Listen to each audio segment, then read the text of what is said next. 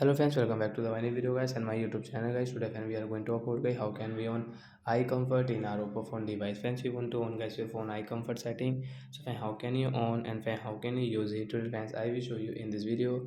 So before starting video friend, first of all go and subscribe the channel guys, click the bell icon and like the video. So friends, now let's see how can we on eye comfort in Oppo phone device. Open your phone setting. After on phone setting guys, you can see this tower setting. So then we will click on guys Oppo phone display and brightness setting guys. Tap on display and brightness. Then scroll it friends, you can see eye comfort guys. Tap here friends, you want to on, so as you can on from here. After on guys, screen color will change, you can see. And friends, you can see screen color temperature guys, you can adjust this temperature from here. And friends, you can see schedule time. Friends, you want to schedule your eye comfort setting, so you can schedule.